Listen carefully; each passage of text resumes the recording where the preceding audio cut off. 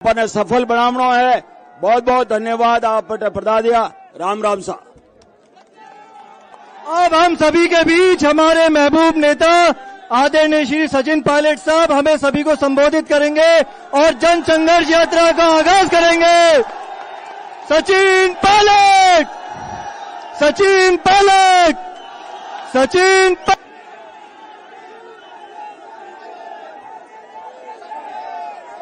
शहर जिला कांग्रेस कमेटी के हमारे अध्यक्ष विजय जैन साहब, महेंद्र अलावता जी, हेमंत भाटी जी, रामनारायण जी, महेंद्र जी, पूर्व मंत्री राजेंद्र चौधरी साहब, शोभा सोलंकी जी, मनीष यादव जी, सुचित्रा आर्य जी, विद्याधर चौधरी साहब, सुरेश चौधरी जी, इकबाल जी, ओम प्रकाश जी, चुनीलाल राजपुरोहित जी। मेरी आवाज पीछे तक आ रही है आप लोगों को?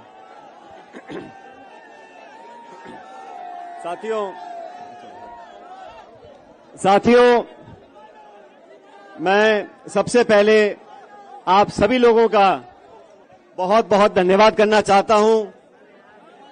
आज इस भीषण गर्मी में, मई के महीने में, दोपहर को 1 बजे आप सब हमारी जन संघर्ष यात्रा के शुरुआत में, दोस्तों,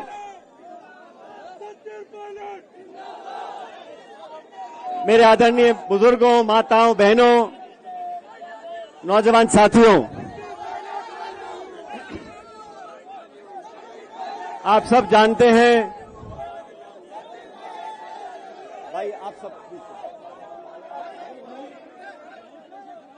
आप सब जानते हैं, राजनीति में कभी हम सत्ता में होते हैं, कभी विपक्ष में होते हैं। और आप सबने ये भी देखा 2013 में जब चुनाव हुए, हम लोग, हमारी पार्टी, हम सब लोग बुरी तरह हारे। और 2013 से लेकर 2018 तक जो समय था, वो समय हम सबके विपक्ष में रहने का था। हमने विपक्ष में रहकर, जो उस समय की मुख्यमंत्री थी वसुंधरा राजे जी, उनके पास इतना बहुमत था जो आजादी से लेकर अब तक इतना बहुमत किसी के पास नहीं रहा। 200 में से 163 विधायक बीजेपी के हुआ करते थे। उन 5 सालों में कांग्रेस पार्टी का अध्यक्ष बनने का सौभाग्य मुझे प्राप्त हुआ। लगातार उस शासन में जो गड़बड़ियां थी, उसका पर्दाफाश करने का काम हम लोगों ने किया था। आप सब जानते हो, ये देश, ये प्रदेश इस बात का गवाह है। वसुंधरा जी के कार्यकाल में लगातार भ्रष्टाचार हुआ, खुलेआम हुआ, और वसुंधरा जी को ललकारा हम लोगों ने। हमने चैलेंज दिया, आपके पास बहुमत हो सकता है, आपके पास सत्ता हो सकती है, आपके पास शासन हो सकता है, लेकिन जनता को लूटने का लाइसेंस आपके पास नहीं है। जो आरोप उस समय लगे थे, मैंने आरोप लगाए थे अध्यक्ष होते हुए, हमारी पार्टी के तमाम नेताओं ने आरोप लगाए थे, सम्मानीय अशोक गहलोत साहब ने आरोप लगाए थे। बजरी माफिया, शराब माफिया, जमीन माफिया, लोगों के बीच में घोटाला हुआ। 40,000 करोड़ रुपए का घोटाला हुआ। जब घोटाला हम लोगों ने पकड़ा तो सारी लीज कैंसिल कर दी। लेकिन लीज कैंसिल करने से अपराध कैंसिल नहीं होता। हमने सीबीआई की जांच की मांग करी, सीवीसी की मांग करी, सीएजी की मांग करी। हम लोग दिल्ली गए और हमने मांग रखी थी, कितना बड़ा खान घोटाला हुआ, इसकी जांच, उच्च स्तरीय जांच होनी चाहिए। आप सब लोगों ने हमारी बात पर विश्वास किया। और राजस्थान में जहां कांग्रेस पार्टी सिमट कर सिर्फ 21 सीटों पर रह गई थी, आप कल्पना करो हम सत्ता में थे और 20-21 सीटों पर आ गए थे। वो समय मुझे अच्छी तरह याद है। मेरे तमाम साथियों ने, पार्टी कार्यकर्ताओं ने खून पसीना बहाकर कांग्रेस पार्टी को सत्ता में हम लेकर आए। ये आश्वासन दिया जनता को कि सत्ता में आएंगे तो दूध का दूध और पानी का पानी होगा।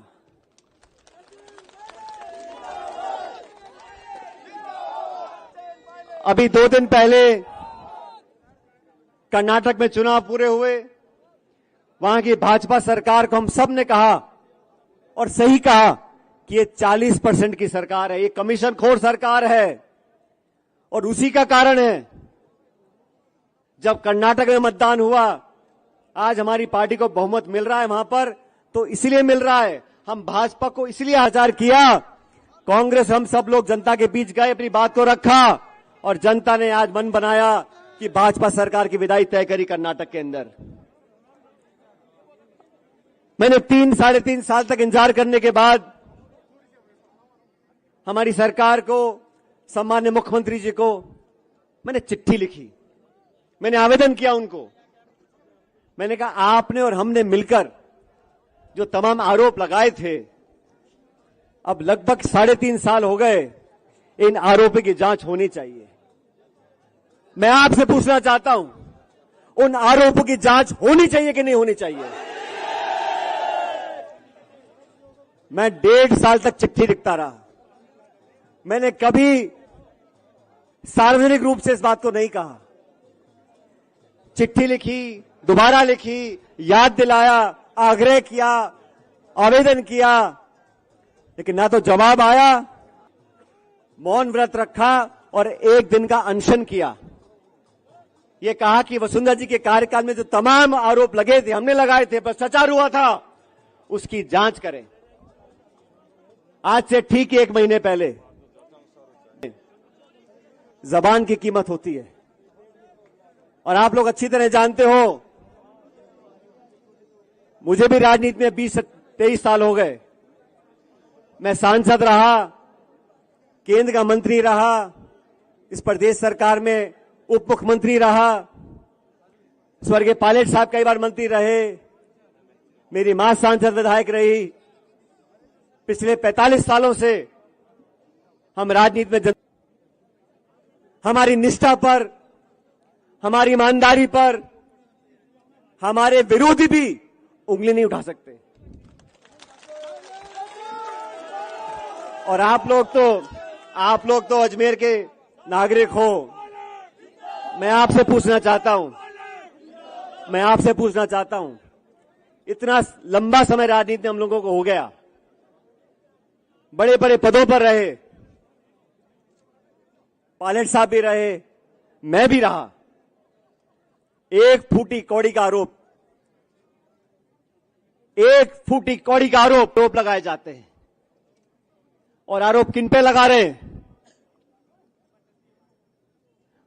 हेमाराम चौधरी जी पे लगा रहे हैं, जो इंदिरा जी के समय जेल गए, जो 6 बार विधायक रहे, मंत्री रहे। उनके जवान बेटे की मौत की याद में उन्हें 100-100 करोड़ की जमीन जनता के नाम दान कर दी है। 3 दिन पहले मैं बाड़मेर गया था, उनके पुत्र के नाम पर उन्होंने एक हॉस्टल बनाया। साथियों, 5 मंजिल का हॉस्टल है, 150-200 बच्चे वहां पर रहेंगे। गरीब बच्चों के भविष्य को सुधारने के लिए उस हॉस्टल का निर्माण किया है। ऐसे लोग जो 40 साल से राजनीति में हैं, जिनका दामन बिल्कुल पाक साफ है, उन पर जब आरोप लगते हैं। ओला साहब का परिवार सत्ता में चुनाव लड़ रहा है। हम सब लोग राजनीति में हैं और राजनीति में जनता सब जानती है। जनता सब जानती है। कुछ अखबार में छपे ना छपे, असलियत जनता जानती है। इसलिए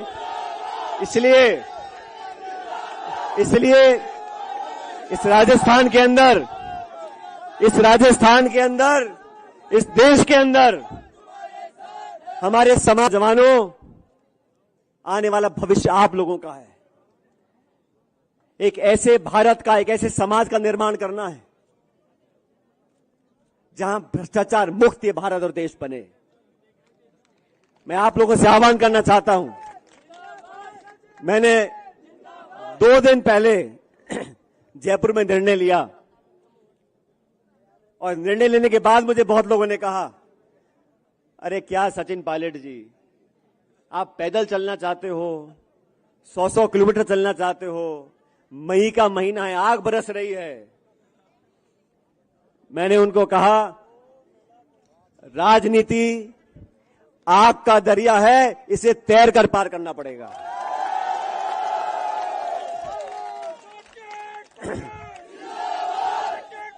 हमारे और इसलिए मैं आप लोगों के बीच में आज यहां पर आया हूं, इस मिट्टी से, यहां के लोगों से, आप सबसे एक ऐसा रिश्ता है जो दुनिया की कोई ताकत चाहे उस रिश्ते को कमजोर नहीं कर सकती। एक समर्पण का भाव, एक त्याग का भाव और आपसी जो मोहब्बत है, वो आप लोगों के असीम आशीर्वाद की वजह से आज कायम है। मैं तो आप लोगों से आवेदन करना चाहता हूं, इस देश में, इस प्रदेश में अगर सबसे ज्यादा कोई मौजूद है आज, तो हमारे नौजवान हैं। इन नौजवानों के भविष्य को बेहतर बनाने के लिए हमें नौजवानों का विश्वास कायम करना पड़ेगा।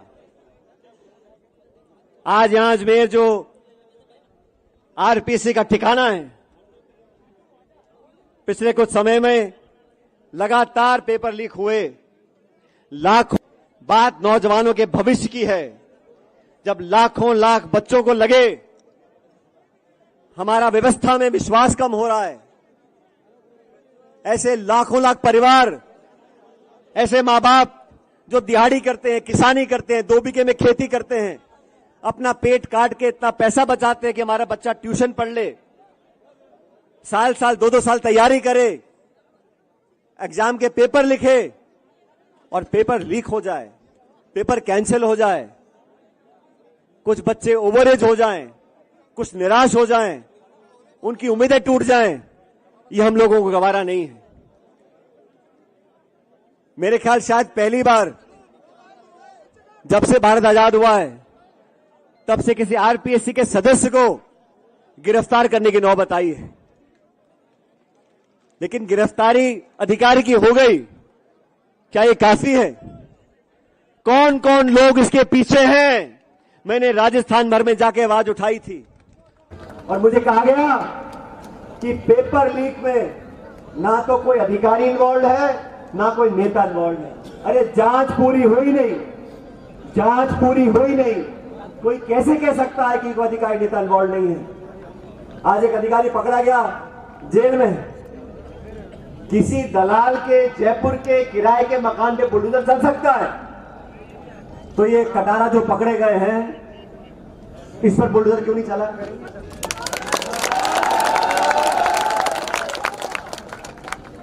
अपनी आवाज उठाने के लिए, आपकी आवाज सुनने के लिए, जनता की आवाज बनने के लिए हम लोगों ने यात्रा निकाली है। जन संघर्ष यात्रा किसी के विरोध में नहीं, जन संघर्ष यात्रा भ्रष्टाचार के विरोध में है। जन संघर्ष यात्रा नौजवानों के संरक्षण के लिए है। हमारे बच्चे बच्चियां पढ़ लिख कर उन पदों पर बैठे जहां से नीतियां बनती हैं। ये सपना स्वर्गीय पायलट साहब का था। किसान का बच्चा, गरीब का बच्चा, मजदूर का बच्चा, दिहाड़ी करने वाला बच्चों, माँ बाप के बच्चे उन पदों पर बैठेंगे जहां से आरपीएससी की नीति बनती है, शिक्षा नीति बनती है, सरकार के नियम कानून बनते हैं। उन पदों पर वो नौजवान बच्चे बैठेंगे तो देश में सही नीतियां बनेंगी। मैं तो साथियों, क्योंकि यहां आपके बीच खड़ा हूं, मैं आप लोगों से पूछना चाहता हूं, क्या नौजवानों के भविष्य को बेहतर बनाने के लिए हम लोग साथ नहीं आ सकते? क्या इस प्रदेश से भ्रष्टाचार करप्शन को मिटाने के लिए हम लोग साथ नहीं आ सकते। तो मेरे दोस्तों, माताएं बहनें बैठी हैं, मैं जानता हूं रास्ता मुश्किल है, गर्मी का समय है, इस प्रदेश की राजधानी जयपुर यहां से 125 किलोमीटर दूर है।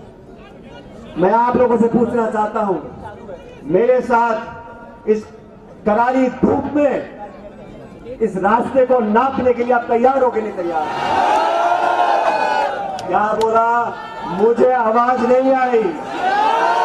क्या आप लोग तैयार हो कि नहीं तैयार हो? दोनों हाथ बने कर बताओ, मुट्ठी बंद कर बताओ, मेरे साथ जोरदार नारा दो, भारत